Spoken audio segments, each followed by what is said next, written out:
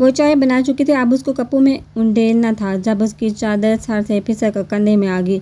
अंदर दाखिल होते ताया जी ने देखा और चौंके फिर उनके चेहरे पर सख्ती नमदार हुई। फिर वो दौड़े, समर डाल कर उछली, उसके हाथ से कप छोड़ कर गिरा और वो मुड़ी तो देखा कोई शख्स जिनकी शक्ल आगा जी से मिलती और सुरख नज़र से देख रहे थे उसकी तरफ आई और थप्पड़ मारा और हिलकर वो गई और टूटा हुआ कप उसके पैरों में लगा। वो दर्द से चीखने लगी। एक तो सर पे चादर नहीं, ऊपर से ऊंची आवाज़, एक और थप्पड़ जिससे समय मुंह के बाल गिरी। हमारी हाँ औरतें चादर के बगैर नहीं आती और तुम जुल्फे दिखाती हो। देखिए गलती से उसने संभल कर उड़ का बोलना चाहा तो उनको तो आग लागे जवाब देती है, जहान को जवाब देती है। एक तो मेरा बेटा मार दिया, ऊपर से गलती। उसे ठोकर पे ठोकर मारने लगी और वो अपने आप को बचाने के लिए उठ रही थी। एक तो पैरों में कप का टुकड़ा फंस चुका था, इससे भी उठा नहीं जा रहा था। दूसरा उनकी बेरहम ठोकरें उठने नहीं दे रही थी। जब वो 15 मिनट उसकी हालत गैर कर चुके तो वो कराते हुए बोले, दोबारा मुझे तुम इस जगह नजर ना हो, दफा हो जाओ। आखिरी ठोकर उसको मारते हुए वो अपने चादर संभालते निकल पड़े। उनके दिल पे सुकून के छींटे पड़ चुके थे, अब वो आराम से सो सकते थे। उफ, इतनी जिल्लत, इतनी मार, वो मर क्यों नहीं गई उनकी बेरहम ठोकरों और मार से? वो क्या पत्थर की बन चुके थे? शायद इस तरीके के आगे मजीद जिल्लत का सामना होना था या फिर सारी ज़िंदगी होना था। वो इस वक्त एयरपोर्ट के बेंच में बैठा अपनी फ़्लाइट का इंतज़ार कर रहा था। आज वो यूनिफॉर्म की बजाय सफ़ेद टी शर्ट ब्लू जीन्स में था। साइड पे उसका एक बैग पड़ा हुआ था और वो हर दुनिया से बेनियाज किताब पढ़ने में मसरूफ़ था। अचानक किसी के गला खंगारने की आवाज़ पे वो चौंका। फिर उसने सर उठाया और फिर 1000 वोल्ट का झटका लगा। ये यहाँ क्या कर रही है?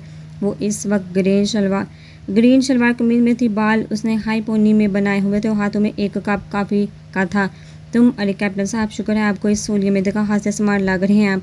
वो शरारत से मुस्कुराते हुए उसके साथ बैठी। वो हैरान हो गया, उसने मुझे कैसे पहचान लिया? वो मुँह खोले इधर उधर देख रहा था, फिर उसको देखने लगा।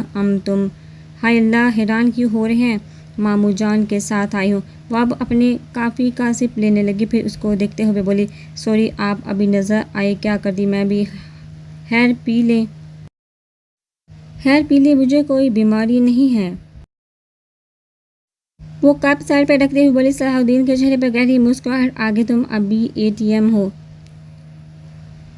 अब एटीएम नहीं रही। वो समझदार हो गई हूँ, वो उसको देखते हुए कहने लगे। सलाहुद्दीन की नज़र उसके गर्दन के तिल पर पड़ी, उसको नज़र चुरानी पड़ी। वैसे आज बिना यूनिफॉर्म के प्लेन चलाएंगे? वो अब मुड़ते हुए उसे देखते हुए कहने लगी, नहीं, आज मैं फ्लाई नहीं कर रहा। हाय, क्यों थक गए हैं? थक वक गए? वो मुँह पे हाथ रखते हुए बोली। वो हंस पड़ा। हाँ, थक गया हूँ मैं बहुत, मुझसे ज़्यादा थके नहीं होंगे आप। वो अब झटके से उसे देखने लगा। अब वो बहुत थकी हुई और रोने वाली हो रही थी। क्या हुआ? वो बेचैन हो गया तो उसने एकदम रोना शुरू कर दिया। वो बोझ चुका कि उसने हाथ बढ़ाकर उसका हाथ पकड़ा। रो क्यों रही हो, क्या बात है? देखो, रोती हुई बहुत बुरी लगती हो। वो उसको देखते हुए कहने लगा, मुझे वो मारते हैं, बेलन से, जूती से कोई वजह नहीं होती, बस वो मारते हैं। कौन मारते हैं? अब सलाहुद्दीन के चेहरे पर सर्दी आ गई। वो बस रोती थी। सलाहुद्दीन ने उसका चेहरा उठाया। मैं पूछ रहा हूँ, कौन मारते हैं? मैं उसकी खाल उधेड़ दूंगा।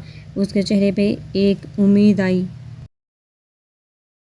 क्या आप वाकई सबको मारेंगे? जो बंदा तुम्हारी आंखों में आंसू लाएगा मेरे हाथों से मारा जाएगा। वो सख्ती से बोला, चाहे वो आपका अपना ही क्यों ना हो। वो रोते हुए उसे देखते हुए बोली, हाँ, वो चाहे मेरी सबसे कीमती क्यों ना हो, तुमसे ज़्यादा कीमती नहीं।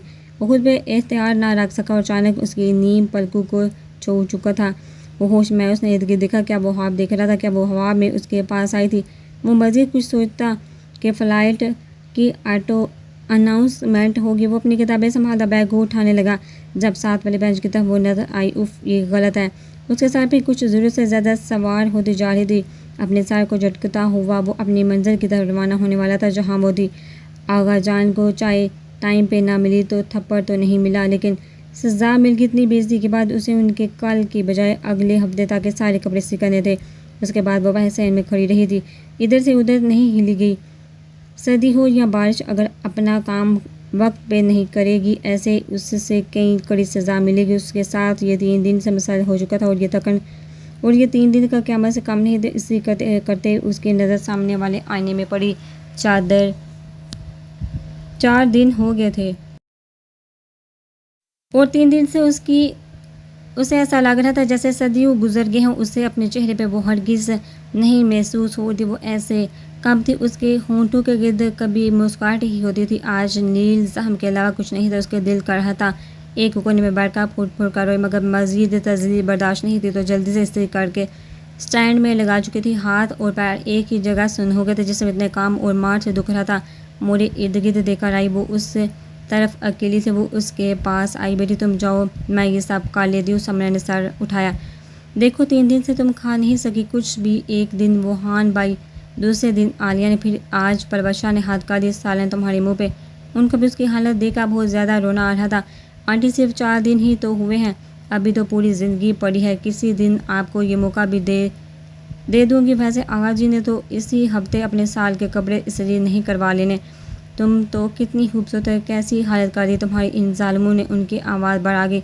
जालिम कहाँ है, वो तो मजलूम है। जालिम तो हम जिन्होंने उनके नस्ल को ख़त्म करने की कोशिश की ने तो मार देना चाहिए, फांसी दे देनी चाहिए, बिल्कुल हक पर है। बाकी से बोली इतनी मार, वो भी 3 दिन मुसलसल के उसको ताला बना रहा था। आज उसकी सज़ा मुतलिफ थी। उसको लेटने की इजाज़त थी, लेकिन सहन में बिना कमर और बिना ही बिस्तर के लेट सकती थी। वो इसी वक्त बारिश का वक्त हो चुका था। उसने कुछ कहना चाहा था, लेकिन खुद ही चुप होगी।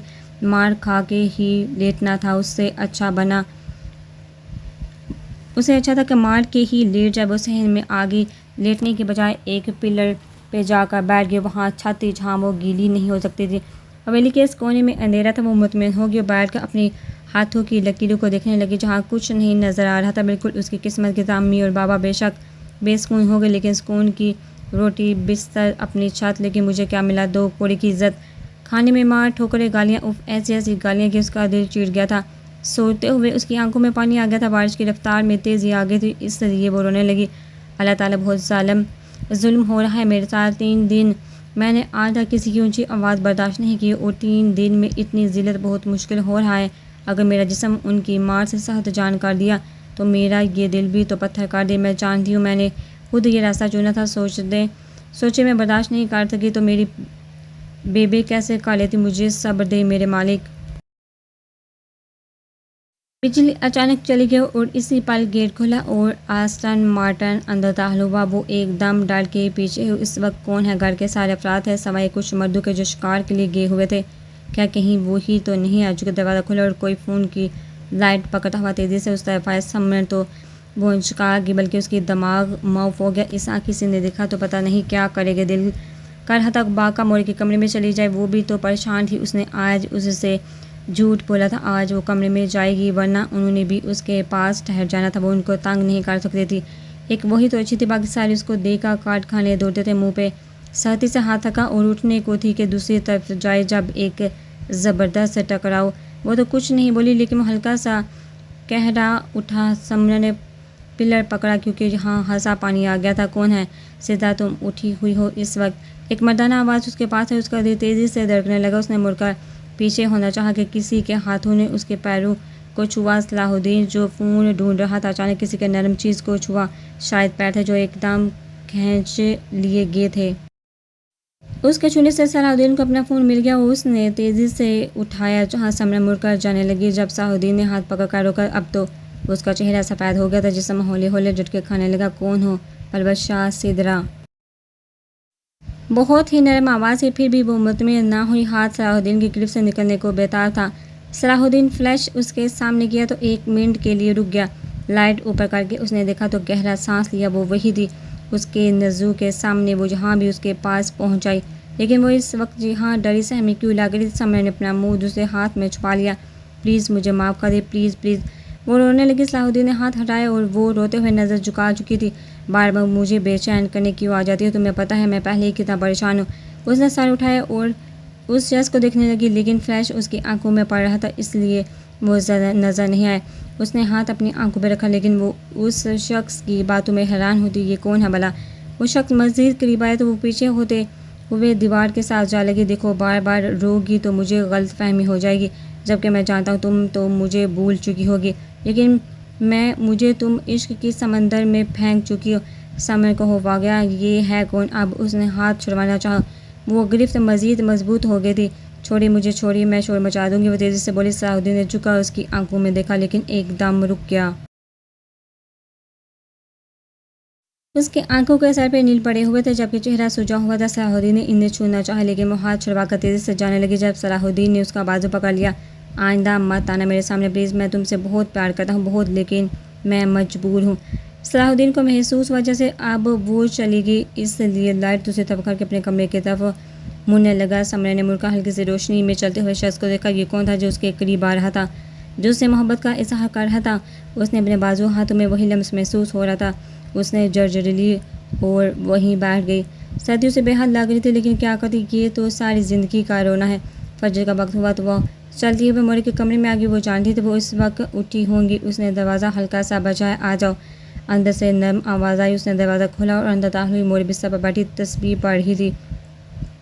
उसको देखा तो दहल के गीला जिस्म, नीला हुआ चेहरा, क्या फिर उसे इस मौसम में वो तेज़ी से उठी और उसके पास आ गई। हाय हाय खुदा बची तुम्हें फिर, मैं क्या नमाज पढ़ सकती हूँ आंटी? यहाँ वो नम लहजे में बोली। उसका जिस्म इतनी सर्दी के और बारिश के बाद ठंडा हो गया था कि मोरे को लगा वो बर्फ़ की बन जाएगी। उन्होंने उसका हाथ पकड़ा। मुझे बता दें क्यों कर रही हो समरन ऐसा? तुम्हारी 4-5 दिन ऐसी हालत, आगे जाकर तुम मर जाओगे। वो अपनी अलमारी से कोई कपड़े ढूंढ रही थी जो समरन के ही साइज़ का हो, लेकिन कोई ना मिली। इन्हें फिर इस तरफ जाना था जहाँ उसके काम वाली के कुछ हों, तब तक के लिए वो उसके लिए कोई बना देगी। 4 दिन से वो ही जोड़ी में थी जो पहन कर वो आई थी। वो अलमारी बंद करके आई। उसने उसके पास आकर लटाया। लेटो। उफ़ मेरे अल्लाह, इतना जुल्म, अल्लाह के गज़ब से ये नहीं डरते। मालिक, मेरे मालिक रहम कर उनके दिलों पर। वो समय के ऊपर कम्बल डालने के साथ साथ रज़ाई भी निकाली। उस बच्ची के कपड़े और खाने के लिए कुछ करती हूँ, आने दो दिन को सब बताती हूँ, बहुत हो गया, मार देंगे मासूम को। वो उसके सर पे पैर करके चली गई कमरे से और कमरे का दरवाज़ा बंद किया। सलाहुद्दीन नमाज़ पढ़ चुका था। सोचा उस वक्त मोरे के पास जाए, उसे पता था वो उठी होंगी, जाकर मिल ली। वो चलते हुए उनके कमरे की तरफ बढ़ा। दरवाज़ा खटखटाया, लेकिन दरवाज़ा खुल चुका था। उसने खोला तो देखा लाइट्स ऑन थी, जबकि वो बिस्तर पर दुबकी हुई थी, वो भी डबल कम्बल। वो परेशान हो गया मोरे की तबीयत, लेकिन ठंड भी तो बहुत है। आज वो चलता हुआ उनके बिस्तर के करीब आया और झुका। मोरे ठीक है अब? समर के पूछते थे सलाहुद्दीन की तरफ, और मोरे ने उसके सर पे भी दुपट्टा रख दिया था। सर भी बहुत ठंडा हो गया था उसका, इसलिए सलाहुद्दीन देख नहीं पाया। मोरे वापस आ गया, आपके बगैर दिल नहीं लगा। उसने समर के बाजू फैला और उसका सर चूमा। समर नींद बेहोशी में थी, इसलिए महसूस ना कर सके। सलाहुद्दीन को लगा उठ जाएगी। वो सलाहुद्दीन की एक महक महसूस करके उठ जाती थी, लेकिन आज शायद गहरी नींद सोई होगी। उसने फिर कम्बल ऊपर किया कि समर ने करवट ली और वह झुक कर मोरे के सर पर फिर प्यार करने लगा था। उसकी नज़र उसके माथे पर पड़ गई। वो झटके से उठा, एकदम दरवाज़ा खोला। उसने मुड़कर देखा, मोरे अंदर दाखिल हुई। वो एकदम उछल पड़ी, लेकिन दीन को देखा बोली, तुम वापस आ गए? सलाहुद्दीन ने पहले इन्हें फिर उसे देखा। उसे समझ नहीं आई कि हो क्या रहा है। दीन, देखो इस बेचारी के साथ तुम्हारे घर वालों ने क्या किया। 4 दिन उनके जुल्म सहती रही, बस। और नहीं दीन, तुम इस बच्ची का हक दिलाओ। और वो इस बच्ची को साकत नज़र से देख रहा था। वो तो कोई 12 साल की लड़की थी। ये 12 साल की नहीं, ये तो वो थी जिससे वो बेइंतहा मोहब्बत करता था, जिसके कर्ब के लिए वो पागल हो रहा था। और वो जब आई भी तो उसके पास किस हाल में आई, जिधर वो उसके हकूक़ से इनकार के बजाय उसे देखने से भी इनकारी हो गया था। तब उसके हवा में समर रो रही थी, उसे बता रही थी वो मारते हैं सलाहुद्दीन। बारिश में बाहर उसको कहा था सारी रात देखो क्या हाल हो गया, भूखी छोड़ते हैं, जानवरों की तरह पीटते हैं, खाने का एक लुकमा भी नहीं अंदर उतारने दिए उसे, और उसके सब्र की दाद देती हूँ मैं। और भी बहुत से वाक़यात हैं, क्या बताऊँ उसको। आलिया ने बेलने से मारा, परवत शाह ने उसके मुंह पे प्लेट समेत खाना फेंका, ऊपर से हीरा ने उसका पैर जला दिया, तुम्हारे ताए ने उसके दुपट्टे सरकने पर उसको मार मार कर लहूलुहान कर दिया। आज ही सारा दिन उसे मशीन समझ कर काम करवाते हैं। आज उसने पूरे घर की सफाई करनी है। अब बताओ कैसे ये नंदी से जान करेगी जिसने बहन के हाथ अपने आप कुर्बान कर दिया। बस सलाहुद्दीन, तुम रोको इन जालिमों को। सलाहुद्दीन ने रोती हुई माँ को अपने साथ लगाया, मगर नज़रें उस पर थी। अभी तक क्यों नहीं आई? चोटी पकड़ कर के खींचो और लाओ। आलिया नफरत से बोली मासी को। तो बाबा वैसे मैं सोच रही हूँ इसने उसके बाद से रिएक्ट करना छोड़ दिया। बड़ी जान है उसमें, माना पड़ेगा उसको आजमाने के लिए कुछ और ना करे। आज 24 घंटे घर की सफाई करेगी ना, साथ में मधुमक्खी जो उसके जिस्म को डसेगी। सोच के ही मज़ा आएगा। फिर उसके चीहों से जम्मी और अब्बू समेत आगा जान की कुट लगेगी। वेरी गुड, कब से अपना काम शुरू कर रही हो, ज़रा मुझे भी तो बताओ। बारी पथरीली आवाज़ पे साहब की हंसी को ब्रेक लगी। जब उन्होंने सूरज चेहरा लिए काली शलवार कमीज़ में मलबूस सलाहुद्दीन को देखा तो उनके चेहरे सफ़ेद हो गए। ये कब आया? लाला, आप सीधा का तो लहजा ही नहीं जिस्म ही काम गया। पूछ सकता हूँ मेरे गैर मौजूदगी में क्या गैर इंसानी सलूक किया हुआ है? वह मजबूत कदम उठाता उनकी तरफ बढ़ा और सारी औरतें एकदम पीछे हो गई। ओ, डर क्यों रही हो? डरना तो उसको चाहिए, तुम लोगों पे डर तो नहीं जज रहा। अब मुझे बताओ सीधे सीधे, वरना मुझे औरतों पे हाथ उठाना पसंद नहीं, लेकिन तुम्हारे एक झूठ पे मैं हाथ उठाने पे मजबूर हो जाऊंगा। वो बहुत बदला हुआ सलाहुद्दीन लग रहा था। आखिर मोहब्बत का मामला था, कैसे चुप रहता? उसके बस नहीं चल रहा था कि सब को चीर के रख दे। जिसने उसके सम्मान को जानवर समझ के पीटा, मुठ्ठियाँ बेचे, सुरह आंखें लिए वो एक एक को नफरत की निगाह से देख रहा था। जवाब दो। वो दारा एकदम ताई अंदर दाखिल हुई। सलाहुद्दीन को देखा उनका भी मुंह खुल गया और दिल पे हाथ गया। हाई ये कब आया, और अगर आया भी तो इतने खतरनाक नज़र से उनको क्यों देख रहा है? दीन मेरे बच्चे, तुम कब आए? ताई की आवाज़ भी उसने गर्दन नहीं मोड़ी। वो हादी की वजह से मजबूर था उनको अब भी इज़्ज़त और एहतराम दे, वरना उसके दिल में सब अपना मुकाम खो चुके थे। वालेकुम सलाम ताई। वो सर्द मेहरी से बोला। लड़कियां तो लगा अब तो वही गई, अब तो वो भी समझ के था पिट जाएंगी, लेकिन ये उनकी भूल थी। उनके सामने सलाहुद्दीन खड़ा था। वो एकदम जज्बाती होकर कोई कदम नहीं उठाता था और वो बेगैरतों की तरह औरतों पे हाथ उठाकर बदतमीजी से बड़ों से बात करके कौन सा बदला है ये तो उसके और उनमें कोई फ़र्क नहीं रह जाएगा, और बदला लेगा और उसके साथ समझ भी लेगी। वो ना भी ले तो भी वो इसे मजबूर कर देगा। ताई, मेरे कुछ दोस्त आ रहे हैं तो मैं चाहता हूँ आलिया खाना बनाए और परवश शाह मेरे रूम की सफाई कर और हीरा जो है मेरे कपड़े इसी करे, जबकि सिद्रा अब इसी वक्त सब के लिए नाश्ता बनाएंगे और इसके पास है सिर्फ आधा घंटा। आधे घंटे में ना बना और बाकियों ने भी अपना काम ना किया, माइंड इट, ये मत बोलना कि मैं भी उस गार्ड का फ़र्द हूँ। वह सह तलाशी में कहता सबको साकत छोड़कर चला गया और ताई का दिमाग माफ हो गया। उसको इतनी जल्दी पता चल गया। हाय अम्मा, वो कहीं इस मनहूस से मिल तो नहीं चुका? सबसे पहले आवाज़ निकली तो हीरा की निकली थी, जबकि ताई परेशानी से दरवाजे की तरफ देख रही थी। उसकी आंखें खुली मगर खोलते वक्त अजीब सी थकन थी। ऐसा लगता जैसे वो मीलों सफ़र तय करके आई हो। इस सफ़र में जो उसके साथ हुआ उस चीज़ ने उसे नरहल कर दिया, लेकिन नरम बिस्तर को देखते ही उसे याद आया। मैं नमाज़ पढ़ने आई थी, फिर अचानक बेबे ने उसे बिस्तर पर लटाया, फिर वो सो गई थी और तेज़ी से उठी, लेकिन जिस्म के दर्द ने उसे दोबारा लेटने पर मजबूर कर दिया। मगर दर्द से ज़्यादा हावी था। उसे खुद पे हैरत थी। वो डरती कब थी? वो इतनी नडर और मजबूत थी। वो अपने हालात एक सख्त नज़र या ऊंची आवाज़ बर्दाश्त करती और आज जानवरों की तरह पिट रही। ये रिश्ते ही आपको मजबूत करते हैं और ये रिश्ते ही आपको तोड़ के रख देते हैं। उठ गई मेरी चंदा। मोरी की नरम आवाज़ पर उसने जल्दी से अपनी आंखें खोली जो नमी से बाहर चुकी थी और अब उसके चेहरे पे फिसल का बालू में जज्ब हो रही थी। वो उसके करीब आई, उसका माथा चूमा। उठो, तुम्हारा नाश्ता लाई हूँ।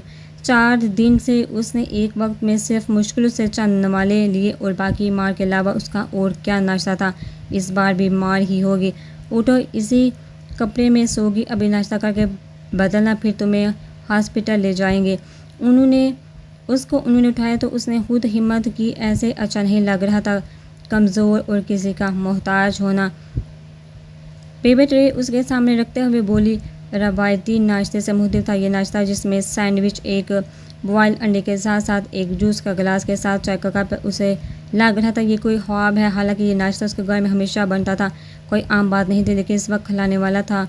अब तो कोई पूछने वाला नहीं। लेकिन मोरी की उस मेहरबानी को देखा वो बोली, नहीं मोरी प्लीज़, वो लोग मुझे मारेंगे। ना मैंने नाश्ता बनाया, ना ही घर की सफाई शुरू की।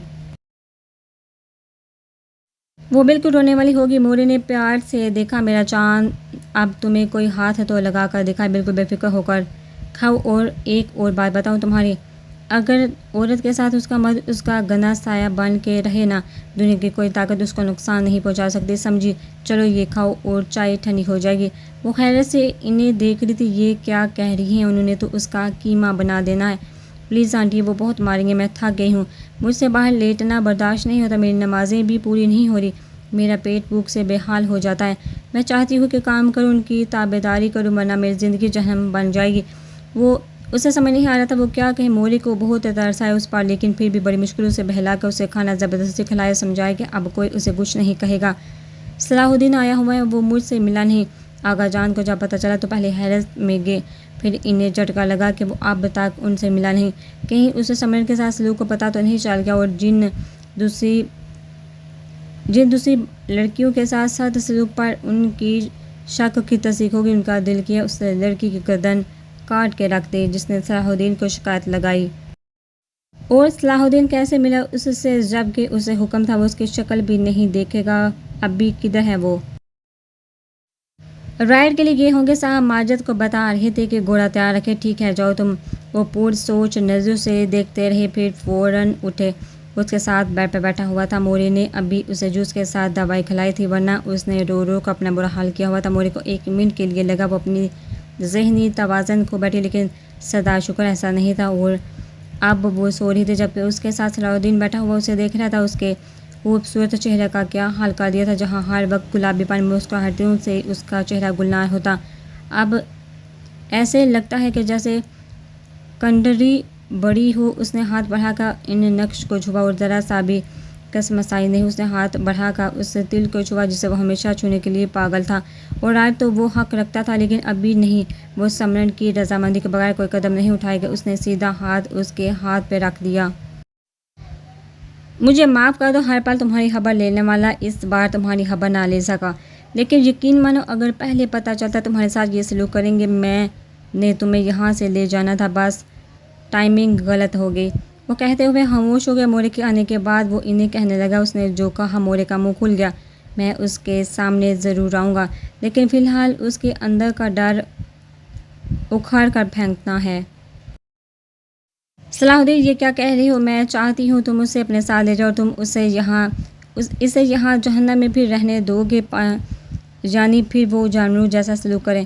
पहली बात मोरी उसका हाथ और क्या आंख उठाकर भी तो कोई देखे, लेकिन ये काम अब उसे भी करना है।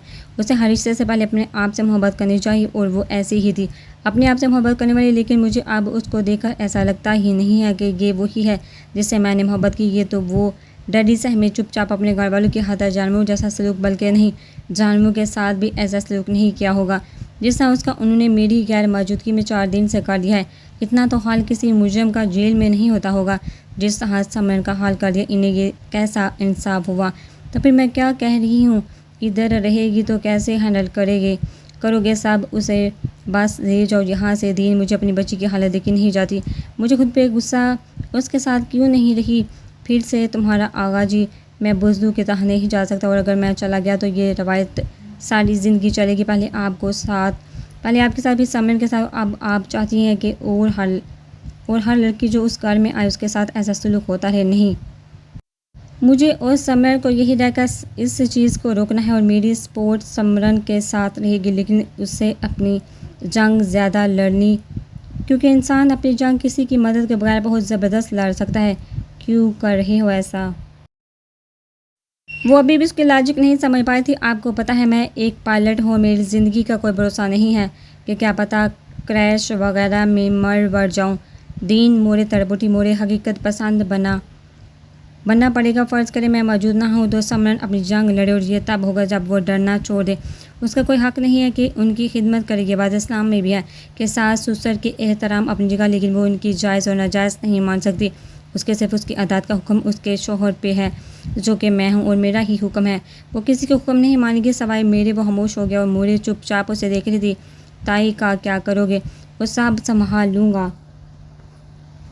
आप फिक्र क्यों करती हैं मेरी मोरे? आप फिक्र ना करें, समय को कुछ नहीं होने दूंगा मैं। वो इन्हें अपने साथ लगाते हुए कहने लगा, और नज़र बिस्तर पर जहाँ वो लेटी थी उसे अपनी और उसकी पहली मुलाकात याद आ गई। ये अगस्त के ही दिन थे और ये मंजर जॉन एफ कैनेडी एयरपोर्ट का था। वो जहाँ अपने मामू मामानी और नानू के पास गर्मी की छुट्टियाँ मनाने आई थी। उसने अम्मी अब्बा से वादा लिया था अगर उसके पेपर अच्छे हुए तो वो उसे नानू के पास भेजेंगे जो अमेरिका रहती थी। अम्मा अब्बा शुरू से नीम रजामंद थे, लेकिन मामू ने जैसे उसके पेपर ख़त्म हुए उसके कागज़ पहले से बन चुके थे। बस टिकट बुक करवाना था जो कि मामू ने करवा दिया था। वो खुशी से पागल हो गई। बहन भाई को तैयार करते हुए चढ़ाती रही। यार कहाँ कहाँ घूमोगी? सोच सोच के दिमाग परेशान हो गया। वैसे नूरी तुम्हारे लिए क्या लाऊं? नूरी का दिमाग पहले से ही खराब था। उसका भी दिल था वो छुट्टियां मनाने जाए आप ही के साथ, लेकिन अम्मी ने जाने नहीं दिया। गन लाइएगा आप। अरे क्यों मुझे मारोगी? हाय कैसी बहन हो, देखना नेक्स्ट H&M जितने तुम्हारे फेवरेट आउटलेट हैं उसमें से कुछ ले आऊँगी, बस लिस्ट बना दो। मैं कौन से पैसे लगने हैं, मम्मा इतनी अच्छी है, खूब शॉपिंग करवाएंगी। नहीं चाहिए, अल्लाह करे वहाँ आपको कोई मिल जाए, फिर यहाँ तो हरगिज़ ना आए। ये बात नूरी ने कही। हाय काश मिल जाए, लेकिन दफ़ा करो, अभी तो खेलने कूदने की उम्र है, मुझे समझ नहीं आती मेरी क्लास वालों की। तौबा, ये कोई उम्र है लड़कों के बारे में सोचना, शादी ब्याह रोमांस। वैसे हो तो कोई हैंडसम पायलट हो, हाँ उसे कोई मरासी भी शादी ना करे। वैसे आमीन सुमामीन, नूरी वही कोई मिली और वही रह जाए ताकि हमारी अहमियत भी बने। हर वक्त बस ये सब की लाडली बनी रहती है, तुम तो जलते क्यों हो जल कुकड़। वैसे आप ही पायलट क्यों? नूरी को समय की बात याद आई। यार बस पता नहीं क्यों कूल लगते हैं। आई मीन पूरा जहाज़ चलाना भी कोई आसान बात है जिसमें 1000 बंदे मौजूद हैं और पता नहीं कूल लगता है। और दूसरा, अगर मैं उससे शादी करूं तो वो मुझे जब चाहे आराम से प्लेन में बिठाए उड़ा कर ले जाए, मैं कॉकपिट में बैठ कर हवाऊँ और बादलों को करीब से देखूँ, वो मुझे आगे का मंजर दिखाए। बस रैनी मोहतरमा अपनी ख्वाब की दुनिया से निकले और पैकिंग करे, मेरे लिए अच्छी से शॉपिंग करके आना, वरना इधर ही बैठी रहना। अरसल कहता हुआ चल पड़ा और वो उसे घूरने लगी। फिर ऊंची आवाज़ में बोली, अम्मा अपने इस नालायक बेटे को समझाइए, मेरे से तमीज़ से बात करे और तुम मदद को मेरी ला दो ये चिप्स। वो चिप्स का पैकेट खींच का उसे हुक्म देती। बिस्तर पर बैठ के वो घोड़े को इतना तेज़ चला रहा था कि सामने खड़े उसके बंदे भी घबरा गए। सलाहुद्दीन साहब को क्या हुआ है? ऐसे मज़ाक तो कभी ना थे, पहली बार हवेली में उनकी दाड़ सुनी, पहली बार सर्दी से सबके साथ पेश आए हाथ, और पहली बार नाश्ते के वक्त सिद्धा के सामने और से प्लेट फेंकी, ज़ोर से प्लेट फेंकी। उसे जो सुनाई कि सारी लड़कियां ताई समेत काम की आगाजान जो कि कमरे में नाश्ता करते थे। इन्हें बाद में पता चला कि वो ताया और लड़के घर में नहीं थे। ताया और लड़के घर में नहीं थे, ताई भी उसके गुस्से को देखकर काम गई थी। और ये दुपट्टा क्यों उतरा हुआ है? तुम्हारे घर के कायदे कानून भूल गई हो या मैं याद दिलाऊं? वो हीरा को बोला जो दुपट्टा कभी सर से लेती नहीं थी। हाँ, जब आगाजान और सामने होते तो मजबूरन ले लेती और सबको झटका लगा। सलाहुद्दीन इतना लिबरल था, उसे कभी फ़र्क नहीं पड़ता था, उसके लिए सब बराबर और एहतराम के काबिल था। लेकिन आज बिल्कुल मुँह लग रहा था। हीरा को गुस्सा तो साथ आया, लेकिन ताई के नज़रों पर उसे मजबूरन लेना पड़ा। और ऐसा नाश्ता तो बना दिया मगर मेरा लंच ख़राब हुआ। माइंड इट, मैं लिहाज नहीं करूँगा। तुमने कपड़े इस्त्री किए मेरे। सलाहुद्दीन क्या हो गया तुम्हें? वो बहन है तुम्हारी, ये काम नौकरू का है, इन्हें करने दो। राइट, काम तो नौकरों का है, लेकिन मुझे खबर क्या मिली है आजकल नौकर छुट्टी पे हैं और आधे यही रहकर मौज उड़ा रहे हैं, वो भी 4-5 दिन से। वैसे ये घर किसने संभाला, आपने या आपकी बच्चियों ने? वो बहुत लहजे में उनसे पूछ रहा था। बताइए ताई, मुझे ये खबर थी मेरी माँ के पास मत भागिएगा और ना ही उसके पास जाइएगा।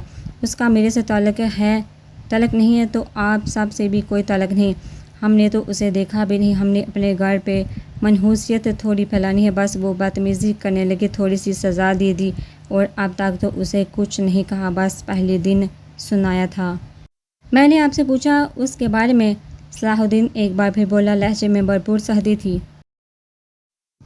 अगर मेरा उसे ताल्लुक़ नहीं है तो किसी भी फ़र्द का उससे कोई ताल्लुक़ नहीं, उसका कोई ज़िक्र नहीं होना चाहिए। और रही बात नौकरों को कब छुट्टी दी है, या तो फ़ौरन इन्हें बुलाएं या फिर उनसे काम करवाएं, क्योंकि मेरे अगर बहुत से काम रह गए तो मैं हरगिज़ लिहाज नहीं करूँगा।